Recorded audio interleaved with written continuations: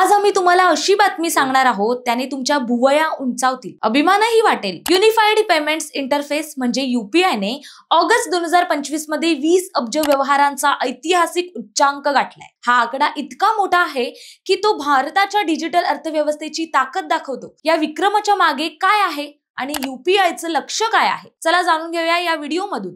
नमस्कार, मी प्राची शिरकर, आपण पाहत आहात प्रहार न्यूज लाईव्ह।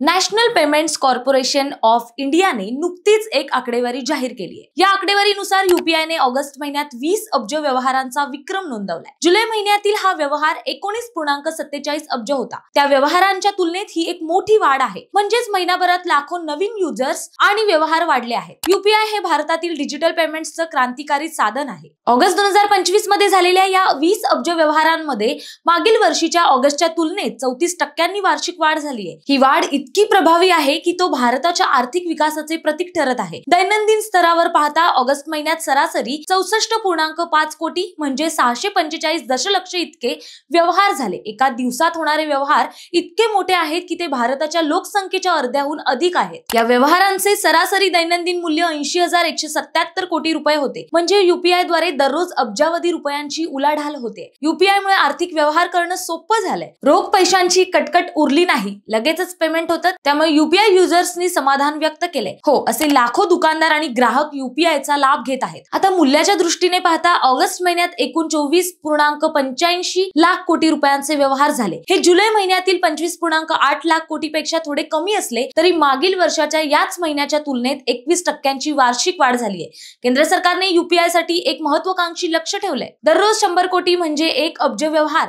सध्याच्या वाढीचा दर पाहता हे लक्ष्य पुढील वर्षापर्यंत गाठलं जाण्याची शक्यता आहे। NPCIच्या माहितीनुसार ज्या ग्रामीण भागांमध्ये इंटरनेट आणि स्मार्टफोन वापर वाढतोय त्या ठिकाणी UPIची लोकप्रियताही वाढते। UPIची ही प्रगती भारतातील फिनटेक क्षेत्रासाठी सकारात्मक घडामोड ठरते। हे केवळ पेमेंट साधन नसून आर्थिक समावेशकसाठी प्रभावी यंत्रणा ठरणार आहे। पुढील काळात AI आणि ब्लॉकचेन सारख्या तंत्रज्ञानाने UPI आणखी सक्षम करता येऊ शकतं। हो, UPI ने भारताला कॅशलेस इकॉनॉमीकडे नेलंय, मात्र यात आव्हानेही आहेत। सायबर सिक्युरिटी, फ्रॉड आणि इन्फ्रास्ट्रक्चर। तरीही NPCI ने सतत अपडेट्स देत सुरक्षितता वाढवली आहे। उदाहरणार्थ UPI 2.0 मध्ये नवीन फीचर्स जोडले आहेत। या विक्रमामुळे भारत जगातील सर्वात वेगवान डिजिटल पेमेंट सिस्टीम असलेल्या देशांमध्ये अव्वल आहे आणि भारताची ही प्रगती वाखाणण्यासारखीच आहे। माहिती आवडली असेल तर कमेंट्स मध्ये नक्की कळवा आणि अशाच नवनवीन व्हिडिओ पाहण्यासाठी प्रहार न्यूज लाईन चॅनलला लाईक, शेअर आणि सबस्क्राईब करायला विसरू नका। धन्यवाद।